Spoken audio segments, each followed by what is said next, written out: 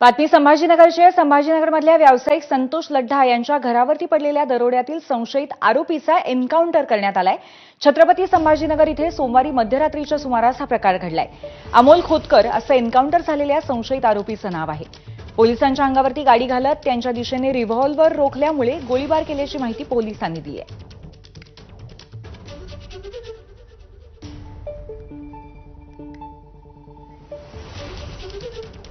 सध्या या संपूर्ण घटनेचा पंचनामा पोलिसांकडून केला जातोय आणि त्याचीच दृश्य आपण थेट संभाजीनगरमधून बघतोय. तर खाली अमोल खोतकर ज्याचा एन्काउंटर झाला त्या व्यक्तीचं हे छायाचित्र. दरम्यान पोलीस घटनास्थळी सीन रिक्रिएशन सुद्धा करत होते. त्याचाच आढावा घेतलाय आमचे प्रतिनिधी कृष्णा केंडे यांनी. छत्रपती संभाजीनगरच्या वाळूज परिसरामध्ये पोलिसांकडून सर्वात मोठ्या दरोड्यातील संशयित आरोपीचा एन्काउंटर करण्यात आला. आता हे तुम्हाला पोलिसांचं रिक्रिएशन पाहायला मिळतंय. पोलीस घटनेचं रिक्रिएशन करतायत, कशा प्रकारची घटना या ठिकाणी घडली आणि त्याचं व्हिडिओ शूटिंग देखील या ठिकाणी करण्यात येत आहे.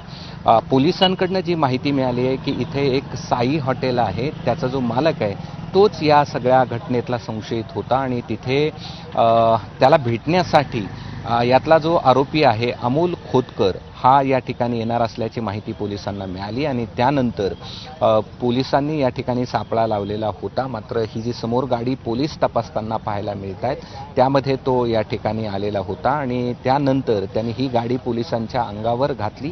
त्यामध्ये एक पोलीस कर्मचारी जखमी या ठिकाणी झालेला आहे. सर्वात मोठा दरोडा होता ज्यामध्ये 5.5 किलो सोनं आणि 32 किलो चांदी उद्योजक संतोष लड्ढा यांच्या घरातून 12 दिवसापूर्वी या ठिकाणी या चोरट्याने चोरलेली होते. त्यामध्ये 5 आरोपी आहेत.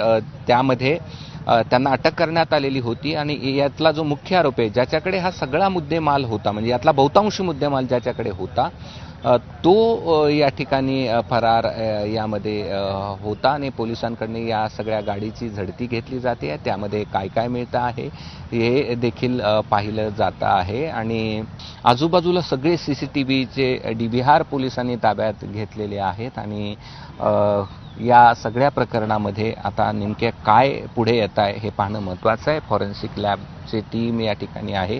पोलिसांकडनं रिक्रिएशन या ठिकाणी केलं जात आहे आणि मुद्देमाल सर्वाधिक असलेला जो आरोपी आहे त्याचा पोलिसांकडनं एन्काउंटर या ठिकाणी केला गेलेला आहे.